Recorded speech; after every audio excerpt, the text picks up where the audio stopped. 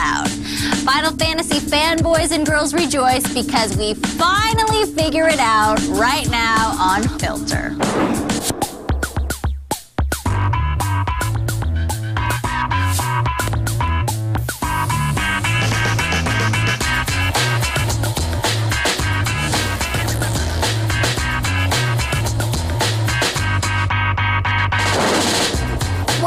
Filter, a hand-picked top 10 video game countdown, is voted on by you, the viewer, at G4TV.com. I'm ditching my normal Diane Mizota host personality so you guys can see me as I truly am. High summoner and J-pop singing sensation, Yona. Pretty cute, huh? Once long ago in a different age, a noble video game company known as Square Enix, struggling against the forces of digital mediocrity, placed all their hopes and dreams into an ancient 8-bit cartridge. Crafting what they foresaw would be their swan song, the wizards at Square dubbed that game Final Fantasy. Nearly 12 titles later, the magic has endured again and again, invoking one of the most revered and successful role-playing franchises since the beginning of time. But what is really behind the rise of Final Fantasy? We gazed long and hard into our crystal ball to find out.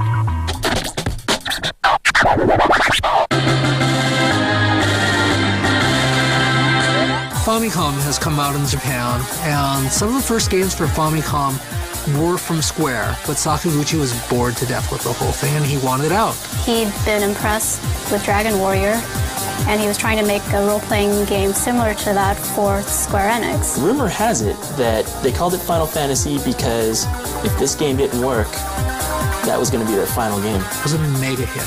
It was a mega hit, and it did well in the United States, too. Released in Japan in 1987, in 1990, Final Fantasy for the NES. Quite frankly, it set the bar. It put more features, it put more graphics, and the music is just second to none. You cared about each character. You really did get a sense of adventuring through this grand world. It's a nice combination of good stories, good game mechanics, amazing graphics. If you look at the Final Fantasy games, Sakaguchi is always dancing at the edge of what a system can possibly do, and visuals have become a very driving force in video games. And I think to a large extent, you really have to credit Sakaguchi with that. It's a quality series, you know, it's sleek, they spend a lot of money on it, and it's super polished. Final Fantasy VII is the best example. They saw these amazing graphics and these great cinematics, and people who didn't even like RPGs and didn't want to read text when they were playing games went out and bought it. That expanded the genre. A lot of people got it and found out that, hey, I really like an RPG game. If I didn't know better, I'd think Square had cast some diabolical love spell on the fans and critics. Now, let's begin our best of Final Fantasy adventure with my favorite part, the hero. Do you think Shadow cast a cloud over Vincent? Or is Auron more of a badass than Vivi? Prepare for battle, only one shall remain standing.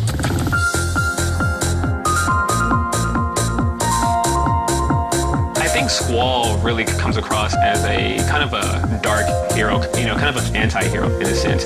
He wasn't really set on saving the world or really helping anyone. He just found himself kind of in a position to start to find out more about himself and start to care. Vivi was in Final Fantasy IX, and he was actually a cute character that a lot of people got into because, you never see his face. You just see little two eyes sticking out of a big black hole. He looks like the guy from He-Man. Orko. Vivi reminds me of Orko from the He-Man cartoon series. He was a very cute character, and he was a good mascot for Final Fantasy IX. Vincent was just kind of badass because he has like a gun and like he turns into monsters and stuff. That was kind of amusing. He was definitely one of my favorites just because he was kind of cool and he had an interesting background story to it.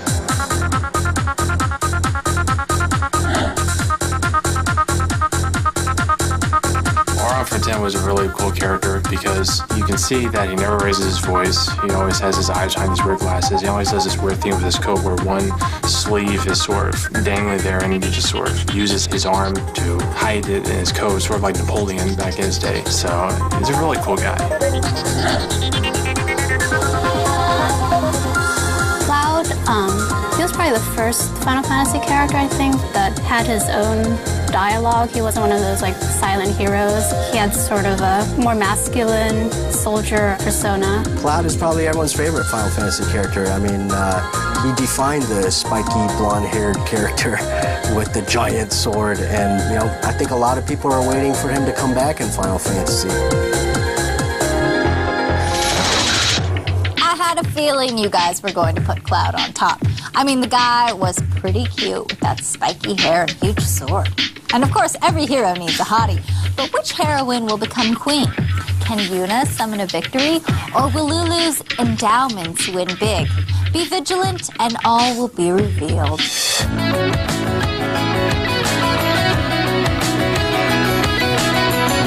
Lulu is pretty hot. Her personality is kind of interesting because, like, female version of Auron kind of thing, you know? I think she's one of the best characters in Final Fantasy series. I like Lulu from 10, but she got married and pregnant in 10 too, which, you know, that you know, kind of docks points right there. Yuna from 10 is one of the most popular modern Final Fantasy characters, to the point where she ended up being spun off into her own RPG. You know, she's a very serious girl. She never really opens up her emotions.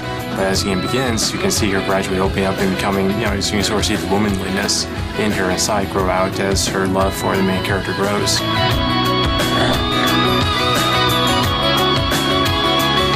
Riku's there, I think, mainly for, like, I don't know, for people who are into, I don't know, video game females, I guess, because she's basically pretty scantily dressed, like, in both 10 and 10-2. So I guess that's why people like her. And she's kind of like airheady.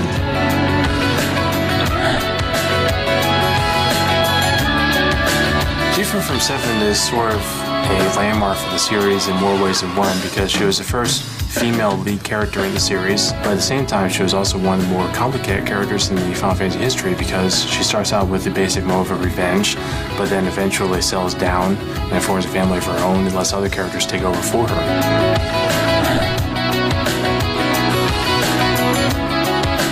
I think the reason why Aerith is so popular is because she dies in Final Fantasy VII. And like a lot of people, they get distraught at that moment in the game. You get kind of like just devastated, you know, like, oh man, I can't believe that, you know, they did that. Obviously, you're in a fantasy world. You're like, oh, she's gonna come back to life, right? It's gotta happen. But it just never happens. I've never seen more people care about a female character who died in a video game than Aerith. I wonder if I have what it takes to be a Final Fantasy heroine. I mean, I could see myself vanquishing the forces of evil, saving the world, and still getting home in time to change the cat litter. Or maybe I'll recover from my delusions of grandeur by the time we get back from the break. Because when we return, we'll see who you guys summoned forth to help you fight the good fight against some of the meanest boss baddies to ever creep their way into a Final Fantasy game. You're not going to want to miss this.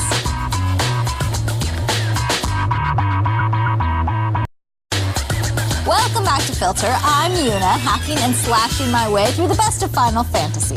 The rankings for Filter shows come directly from the responses you post on the G4 website. To make your vote count, log on to g4tv.com/filter and select the Filterator. Then choose a category, vote on a scale of 1 to 10, and we'll take care of the rest. While you're there, be sure to post your suggestions for topics and games you'd like to see appear in future episodes. Did your Moogle flip-flop the first time you saw Leviathan summoned? If it didn't, you might want to check your pulse, because the summon attacks are some of the most transcendent eye candy experiences in the Final Fantasy universe. But which one will conquer all? Let's find out. Ifrit is probably one of the coolest summons, both in 7 and in 10, because the way he just sort of pops out from under the ground and completely looks like the biggest badass you've ever seen, even though chances are you get him relatively early in the game.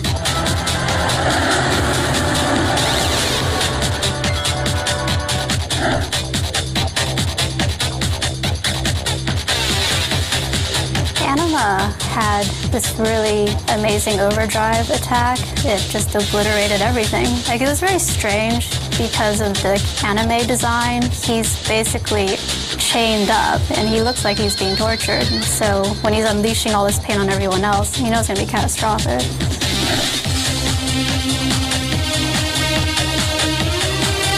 Shiva's gorgeous. She's the Ice Queen. What more can you say about that? You know, Shiva has improved over, you know, countless Final Fantasy games, and all of her summons are very dramatic and very dynamic. They're so soft, yet she has so much power behind them.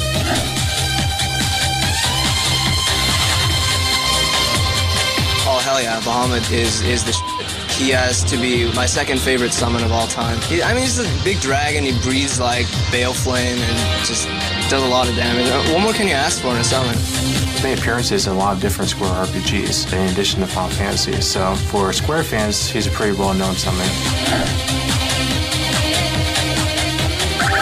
Knights of the Round is probably one of the most damaging summons that you could use in Final Fantasy VII. It's just basically you got all these knights and they would attack your enemy like one after the other. So it was pretty devastating, but it also took a really long time. The animation for it is like 5 minutes long. Longest summon I have ever seen. That summon was like a lunch break. You cast it, walk away, make a sandwich, come back.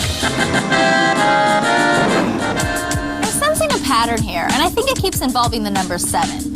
You guys know best, though, and we wouldn't want it any other way. As pop superstar Yuna, I understand what it takes to make great music. But Nobuo Uematsu's forte is Final Fantasy. Listen up.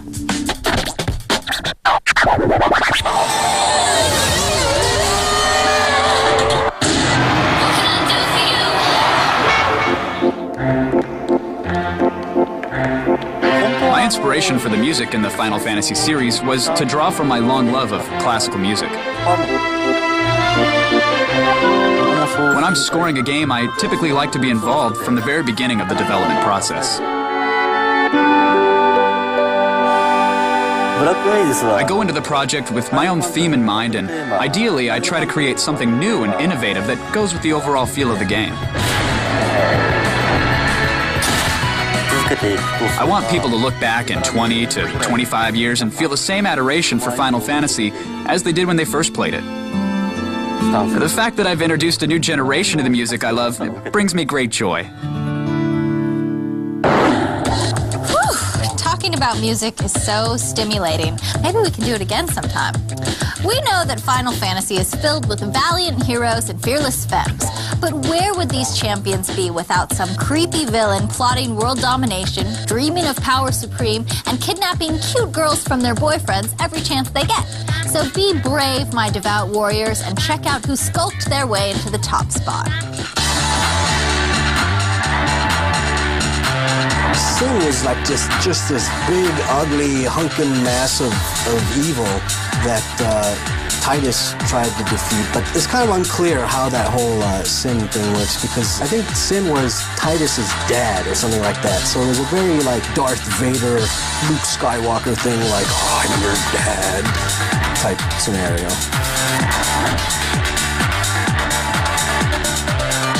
Desmond Resist is among my favorite villains ever. Mostly because of his laugh, which is sort of from Trident, which is like that, which was really amazing for Super Nintendo technology. My favorite quote from him is, "This is terrible. You sound like chapters in a self-help book."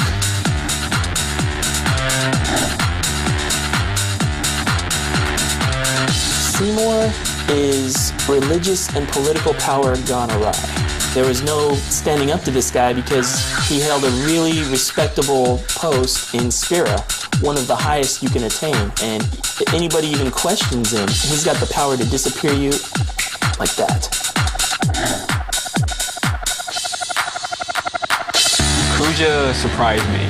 I really liked the transform of Kujamura because it was something fantastical about it. He didn't look threatening, but he was just brimming with power, and he was very elegant. He was threatening. He was a power.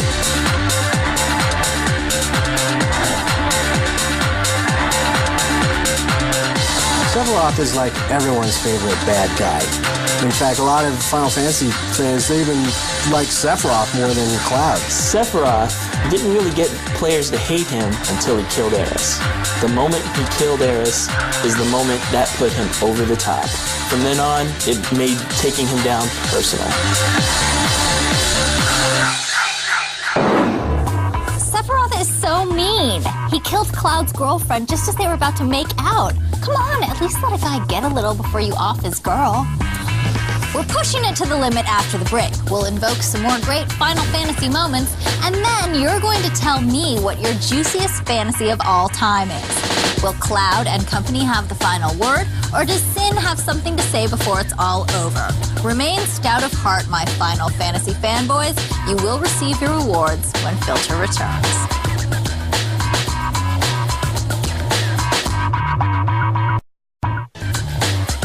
Welcome back to Filter. I'm Yuna, the host formerly known as Diane Mizoda, and we're leveling up through the best of Final Fantasy. As our quest for the best ventures forward, the ultimate crusade of all time nears its finale. With so many remarkable games in the series to choose from, which one will reign triumphant and take the crown as the most popular Final Fantasy? Patience, fantasy fans. First, let's praise the victors so far. You gave Cloud the silver lining by voting him best male lead character. Aeris has been resurrected into the top spot as your favorite female lead. He's evil, evil! You summoned Sephiroth as the most devious boss baddie ever. And speaking of summons, you guys picked the Knights of the Round as the most spectacular summon attack of all time. Before we prepare for the final battle, we wanted to find out what the future holds for Final Fantasy. The series has been a huge hit with gamers, almost as long as it takes to breed a gold chocobo. But does this franchise have enough cure-all to keep it alive and kicking for years to come? We asked, and you told.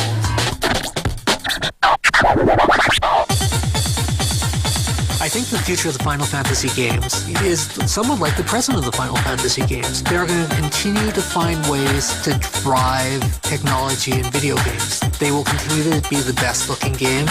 It's going to look more like reality, more like you're watching a movie as you play it. I think the series is just going to get more immersive, probably bigger. Pushing the boundaries of what they've already set standards for, creating a more compelling story. They found they can expand the storylines now with Final Fantasy X2. People like Final Fantasy X enough that they wanted to see more of it. Improving gameplay, definitely. I'm sure they'll go somewhere around that. Refining the battle system, so maybe it offers something for the casual gamer to play, but also the guy who's the hardcore Final Fantasy nut. I personally would like to see things like male leads who really do convey a sense of purpose. I think we're going to see an online version of Final Fantasy along with a single-player Final Fantasy, and that series is just going to keep going and going and going.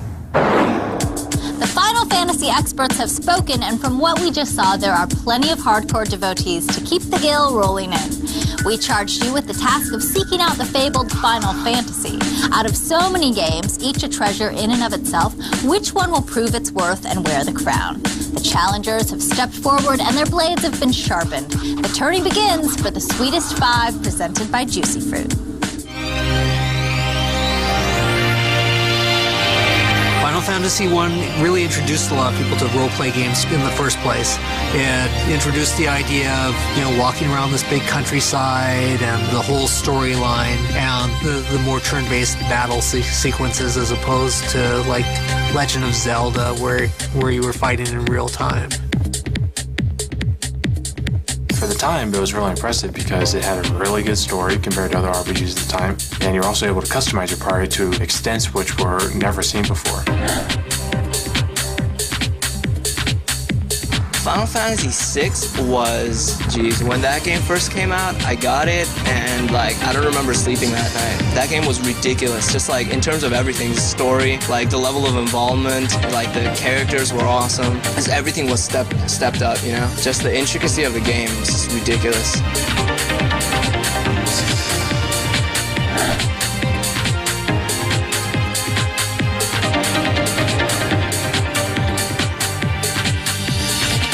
In a lot of ways, Final Fantasy VIII was the non-RPG player's RPG, which really horked a lot of people. It was a little bit more story-driven than the other Final Fantasies. It was a very thematic type Final Fantasy game. It was a pretty good game. It had a wonderful romantic story going for it as well. But it was the game that I think most Final Fantasy hardcore people would say was the low point. Now we have a battle on our hands. According to you guys, the best Final Fantasy games of all time are Final Fantasy VII and Final Fantasy X. But which one has the magic to claim the #1 spot? Does 10 have enough Phoenix down to keep it conscious? Or will 7 make a clean sweep and capture the #1 spot? Get ready, because this ain't Blitzball. It's the Final Fantasy Filter Face-Off.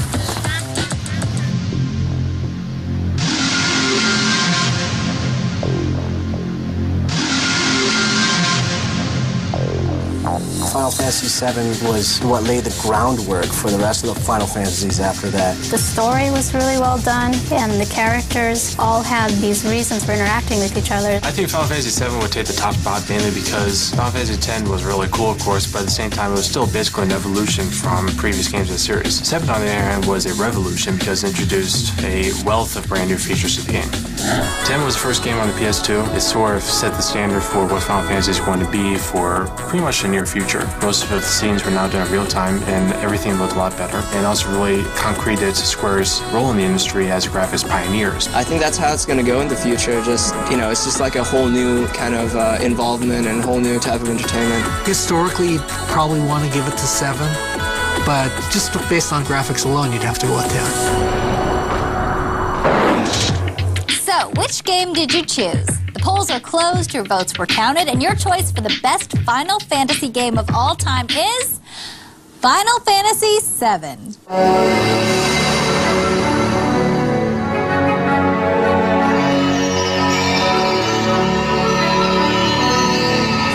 All hail 7. But could someone please explain that ending to me? Well, that wraps up this episode of Filter. Remember, the opinions expressed on this show are yours, not mine. So make your vote count on future episodes by logging onto the Filter show page at g4tv.com/filter. Until then, I'm Yuna. Host Diane Mizota will be back for the next show, but I'm keeping the outfit. See you next time.